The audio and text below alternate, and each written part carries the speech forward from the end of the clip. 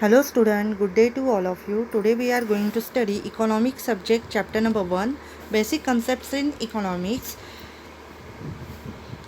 In this lecture we are going to study distinguish between or difference between economic growth and economic development. So let us start with the first point.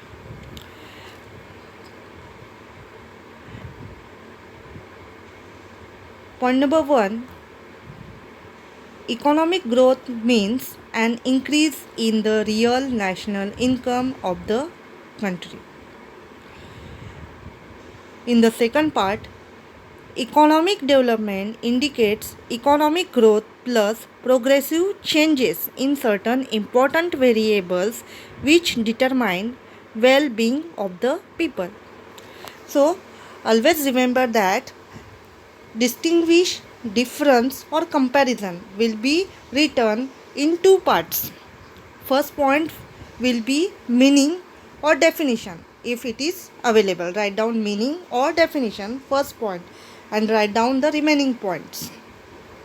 So first, meaning of economic growth is economic growth means what? Quantitative increase in size, increase in quantity.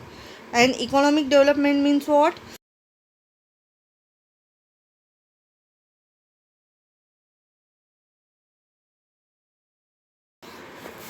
We seen in the concept of macroeconomics, meaning of economic growth and meaning of economic development. Point number 2, these concepts is narrow and quantitative. Economic growth concept is narrow and quantitative. He concept कशी आहे? Narrow आहे. म्हणजे फक्त कसला change होणार आहे? Quantitative change होणार आहे. क्वांटिटी इन्क्रीज होणार आहे इथे.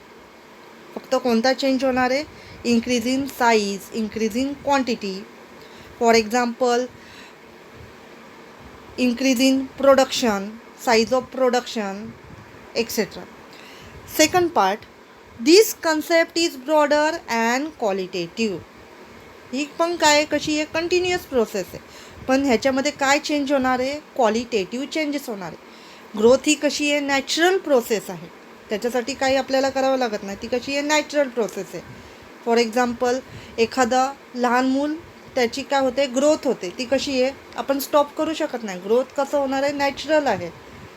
बट जर त्याला एज्युकेशन प्रोव्हाइड केलं, हेल्थ फॅसिलिटीज प्रोव्हाइड केलं, चांगल्या प्रकारचं फूड प्रोव्हाइड केलं तर त्याचं काय होणार आहे? डेव्हलपमेंट होणार आहे. So economic development is a concept कशी असणार आहे? Broader and qualitative. Point number 3, economic growth is possible without economic development. आता तिथे इकॉनॉमिक डेव्हलपमेंटची काही गरज नाही आहे, नेसेसिटी नाही आहे. इकॉनॉमिक ग्रोथ कशी आहे? नॅचरल प्रोसेस आहे आणि तिथं डेव्हलपमेंटची काही गरज नाही आहे. जसं मी सांगितलं, प्रोडक्शन इन्क्रीज होतं आहे, तिथे डेव्हलपमेंटची काही गरज नाही.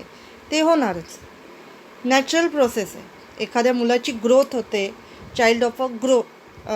Growth of a child, natural process आहे. तिथं डेव्हलपमेंटची काही गरज नाही. But economic development is not possible without economic growth.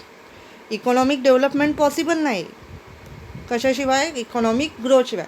जसं increase in size of production होतं आहे, पण इकॉनॉमिक डेव्हलपमेंट कधी होणार आहे? जेव्हा त्या प्रोडक्शनची क्वालिटी चांगली असेल. एखादा प्रोडक्ट प्रोड्यूस करतो आहे, त्याच्यासाठी डेव्हलपमेंटची काही गरज नाही आहे. प्रोडक्शन होणारच आहे, नॅचरल प्रोसेस आहे. पण त्या जो प्रोडक्शन असणार आहे किंवा एखादं प्रोडक्ट असेल, कॉमोडिटी असेल, त्याची जेव्हा क्वालिटी इन्क्रीज होईल तेव्हाच इकॉनॉमिक डेव्हलपमेंट होणार आहे. पॉप्युलेशन इन्क्रीज होतं आहे, बट त्या पॉप्युलेशनला एज्युकेशन प्रोव्हाइड करायचं आहे, हेल्थ फॅसिलिटीज प्रोव्हाइड करायच्या आहेत, चांगल्या सर्व्हिसेस प्रोव्हाइड करायच्या आहेत, वेलफेअर फॅसिलिटीज, तेव्हा काय होणार आहे? डेव्हलपमेंट होणार. So economic growth is possible without economic development, but on the other hand economic development is not possible without economic growth. Point number 4, economic growth is a undimensional concept. Economic development is a multi-dimensional concept.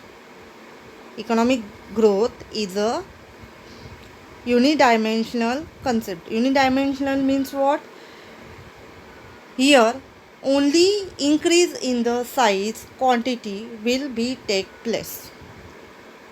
फक्त काय इथं काय focus कशावरती असणार आहे? Size quantity ह्याच्यावरतीच असणार आहे. But economic development is a multi dimensional concept. Welfare improve करायचं आहे, स्टँडर्ड ऑफ लिव्हिंग इम्प्रूव्ह करायचं आहे, पॉप्युलेशन आहे त्याचं वेलफेअर इम्प्रूव्ह करायचं आहे, स्टँडर्ड ऑफ लिव्हिंग इम्प्रूव्ह करायचं आहे. मग त्याच्यासाठी कोणते मेजर्स घ्यायचे? For example hospitals, sanitisation, education etc. This type of facilities will be provided to the population to improve the quality. Point number 5. Economic growth is spontaneous and reversible.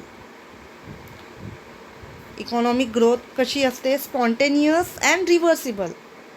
Means for example आपण production घेतोय ते कसं आहे? Continuous घेत राहतो. एकदा production घेतलं आपण स्टॉप होतो का? नाही. परत नेक्स्ट टाईम नेक्स्ट मंथमध्ये आपल्याला काय करायचं आहे किंवा नेक्स्ट डेजमध्ये आपल्याला ते प्रोडक्शन परत घेत राहतो. म्हणून काय ते रिव्हर्सिबल आहे. On the other hand economic development is deliberate and irreversible. एकदा प्रोडक्शन झालं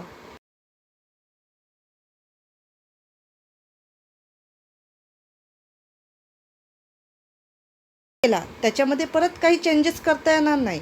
एखादा फॉर एक्झाम्पल सोप आहे, पेन्सिल आहे, त्याच्यामध्ये काही चेंजेस करता येणार आहे का एकदा प्रोडक्शन झाल्यानंतर?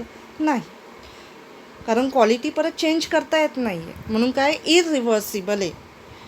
एकदा प्रोसेस कंप्लीट झाली की काय होणार आहे? तिथे परत काही चेंजेस होणार नाही आहे.